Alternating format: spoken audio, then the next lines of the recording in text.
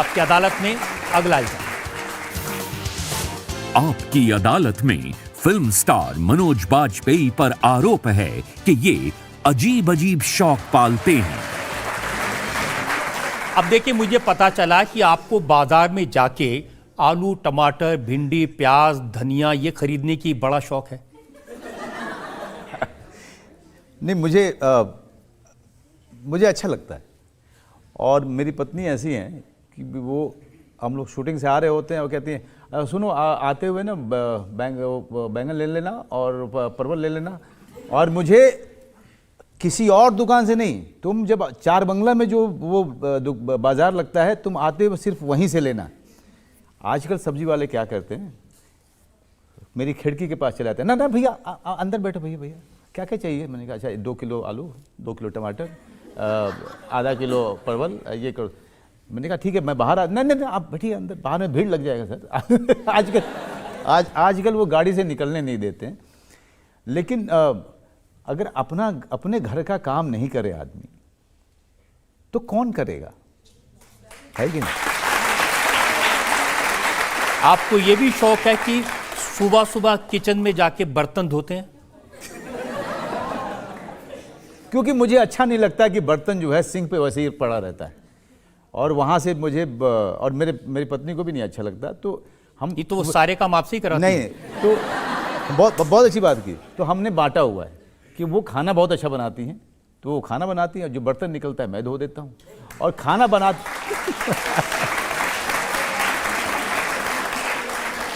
और देखिए उसमें सबसे अच्छी बात क्या है कि किसी कैरेक्टर पे काम कर रहा हूँ या अगले दिन के सीन पे काम कर रहा हूँ तो चल रहा है और सोचे जा रहा हूँ, है ना। कैरेक्टर भी तैयार हो रहा है, सीन भी याद हो रहा है, बर्तन भी धुल रहा है, तो कई सारे काम और जो है घर में शांति भी बनी हुई है। शांति बनी है। आजकल एक नया शौक आपने पाला है, पैसा कमाने का। ये नया जुनून है। कैसे सर बताइए? देखिए, आपने कहा कि 10 साल में 50 फिल्में करना चाहता हूं, 40 दिन में हर बार नया प्रोजेक्ट करूंगा, अब मुझे पैसे कमाने। आप तो बहुत दिन हो गए भूखमरी के।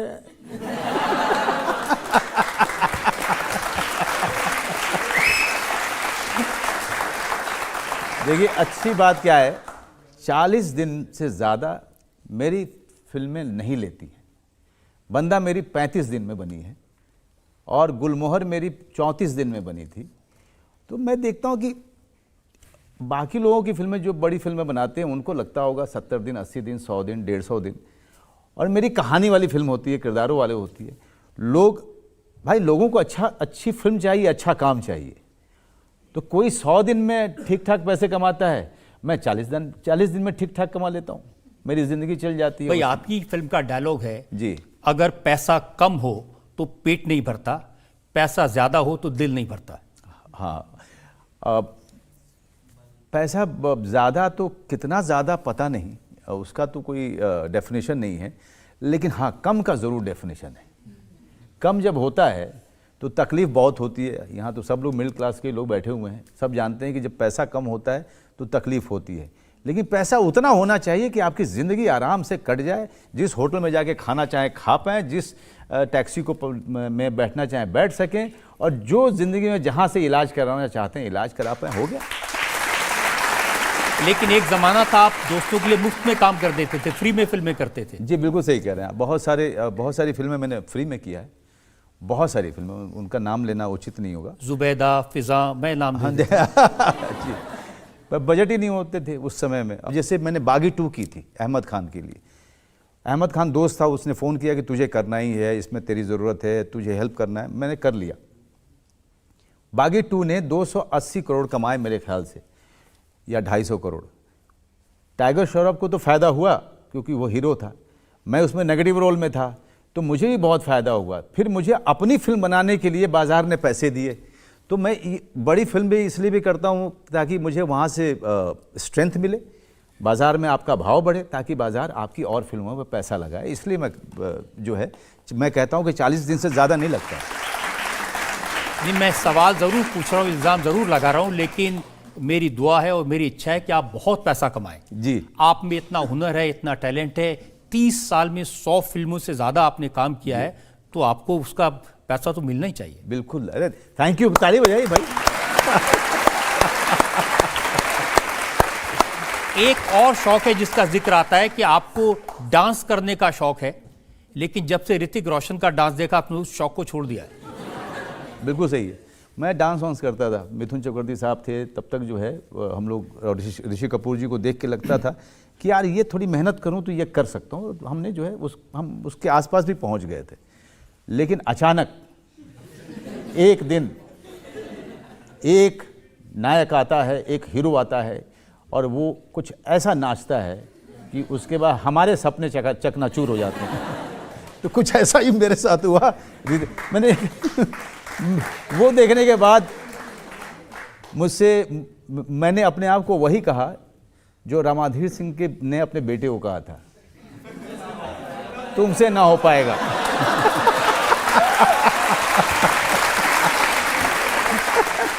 लेकिन आपको तो शाहरुख खान ने बहुत पहले, जब आप साथ में थिएटर करते थे, डांस सिखाने की कोशिश की थी, आपको डिस्को लेके गए थे। नहीं, वो डांस सिखाने के लिए नहीं, उसने ये लोग जा रहे थे, मैं पीछे पीछे टंग गया था।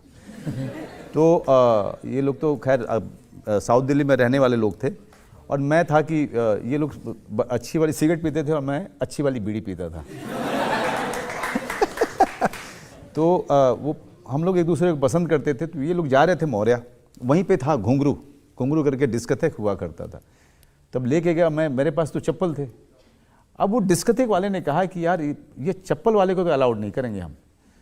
तो लॉबी में घूम के शाहरुख और उसके दोस्त जो हैं किसी से जूता उधार मांग रहे थे कि जूता उधार देते तो इस आदमी को लेके। तो एक आदमी मिल भी गया था जिसने जूता उधार दिया था, मेरा चप्पल पहना, वो बाहर रहा, वो कुछ काम कर रहा था उधर, उसका जूता उधार में ले करके मैं अंदर गया था। पहली बार मैंने डिस्कोथेक देखा था और देखा अंधेरा और लाइट चमक रही है, लोग नाच रहे हैं, गा रहे हैं।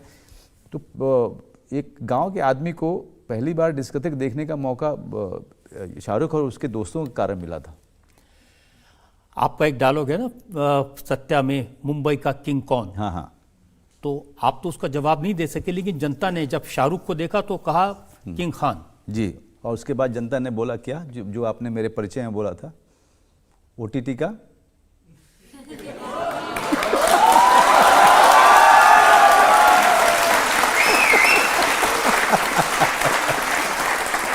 भाई आपकी की फिल्म का डायलॉग है, आपको याद होगा, बादशाह की गली में आके उसका पता नहीं पूछते, गुलामों के झुके हुए सर खुद ब खुद रास्ता बता देते। ज़्यादातर देखा गया पिक्चर क्लिक तो बहुत खुशी से कराते हैं, पर जब सेल्फी की बारी आती है तो आप बहुत कतराते हैं, ऐसा क्यों? उसका कारण है कि एक आदमी अचानक, कोई अनजान आदमी आके आइए साथ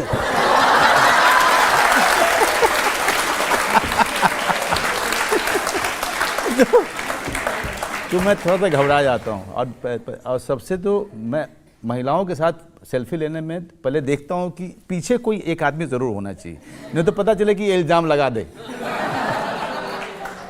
पीछे कोई होना चाहिए, आसपास में दिखना चाहिए, ताकि ये लगे कि भाई सेल्फी जो है लोगों की उपस्थिति में लिया गया, ये अकेले में लिया गया नहीं है। तो बहुत ध्यान रखना पड़ता है और उसमें इतनी ज़्यादा नज़दीकी हो जाती है कि मैं उतना फिजिकल आदमी नहीं हूँ, इसीलिए बड़ा अनकंफर्टेबल हो जाता हूँ। मैं हमेशा कहता हूँ आप अपना कैमरा दीजिए, फिर किसी भाई साहब से कहता हूँ भाई साहब इनका फ़ोटो ले लीजिए, तो मैं फ़ोटो खिंचवा लेता हूँ, सेल्फी खिंचवा नहीं पाता हूँ क्योंकि इतनी ज़्यादा नज़दीकी, फिजिकल नज़दीकी से मैं थोड़ा घबराता हूँ। तो यही वजह है कि किसी हीरोइन से आपका नाम कभी नहीं जुड़ा। हाँ जुड़ा ना, मेरी पत्नी भी तो हीरोइन ही रही है।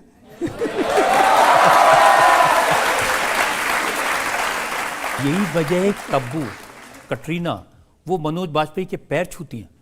तब्बू ने सत्या देखी थी और भरे सेट पे आकर के उसने ये, मतलब वो तब्बू का मेरे लिए जो है वो अप्रिशिएट करने का एक उनका अंदाज था, तो उन्होंने पैर छू लिए थे। और कटरीना ने जो है मेरी तो मिट्टी पलीत कर दी, पूरे मीडिया के सामने उन्होंने पैर छुआ, जो आज तक जो है चले जा रहा है कि आप कटरीना ने आपके पैर छुए थे। अरे भाई उन्होंने सम्मान दिखाया और ख़ास करके उन्होंने राजनीति फिल्म देखी और देखने के बाद वो मैं उस समय नहीं था स्टार कास्ट के साथ में, and she was so glad, so overwhelmed कि हम लोग साथ में काम कर रहे थे एक दूसरे के साथ सीन नहीं थे, लेकिन उसको इतना बढ़िया लगा कि यार मैं वहाँ पे थी, लेकिन कभी लगा नहीं कि ये आदमी इस तरह की परफॉर्मेंस दे रहा है फिल्म में। तो she feel very glad. She वो अब वो अपना एक नहीं, वो तो ग्लैड हैं, आपको क्या लगा? थोड़ी शर्मिंदगी हुई कि इतनी सुंदर जो हीरोइन है वो आकर के पैर छू रही है आपके, तो पहले ही आप बुजुर्गवार हो गए। अभी कोई ऐसी चीज़ है जिससे आपको डर लगता हो कि हाँ? डर नहीं, डर ये लगता है कि यार ये जो सब मिल रहा है और इतना प्यार, इतनी इज्जत, मैं किसी तरीके से इस जनता को निराश नहीं करूं, उसी का रहता है। और कोई बाकी आदमी और परिस्थिति ना मुझे डरा सकते हैं, ना मुझे झुका सकते हैं। मैं सुना कि फ्लाइट में जब बैठते हैं हवाई जहाज में, उसमें बहुत डर लगता है। बहुत ज़्यादा। एक बार टर्बुलेंस होता है ना, आप लोग हवाई जहाज में, तो अमूमन मैं स्लीपिंग पिल लेकर के सो जाता हूँ जब मैं अमेरिका वगैरह जाता हूँ या लंदन जा रहे होते हैं।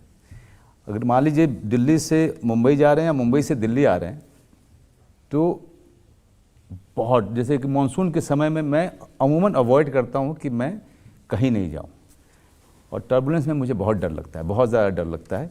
हाल फिलहाल में जब मैं अपने हवाई जहाज़ में बैठा तो देखा कि अनुपम खेर साहब हमारे बगल में बैठे हैं, और हवाई जहाज़ उड़ी, आपस में हम लोग बातचीत कर रहे थे, अचानक से आवाज़ आई, वो हिली, और इधर मैं घबराया, ऐसे करके दूसरी तरफ देखा, अनुपम जी।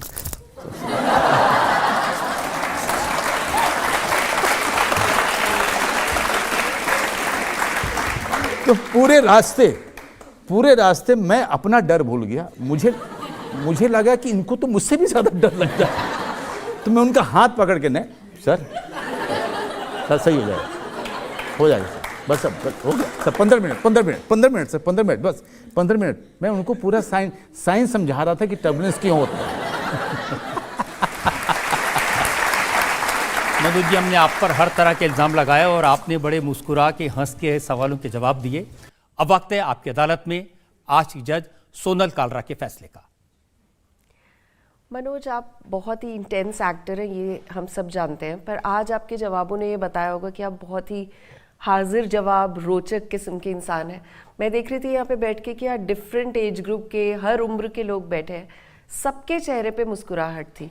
आज इतना हंसाया आपने इन सबको, तो आपको सज़ा दे पाना तो पॉसिबल नहीं है इसके बाद, लेकिन बाइज्जत बरी करने के लिए एक छोटी सी शर्त है। जी, क्या है? हमें शर्मिला जी ने पिछले दिनों बताया था कि गुलमोहर की एक्टिंग के दौरान आप उनका एक गाना गुनगुनाते थे जिससे वो बहुत इम्प्रेस हुई थी, उनकी एक पुरानी फिल्म का गाना। तो जाते जाते अगर आप 1-2 लाइनें सुना दें।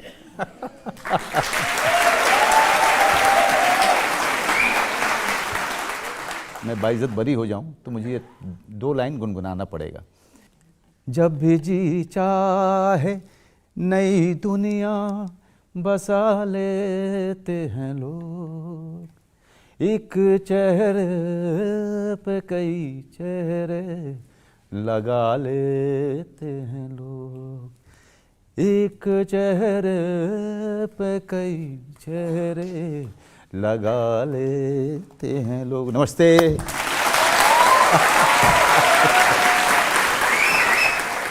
इंडिया टीवी हर वक्त हर जगह डाउनलोड करने के लिए सर्च करें India TV news Google play store या ऐप स्टोर पर।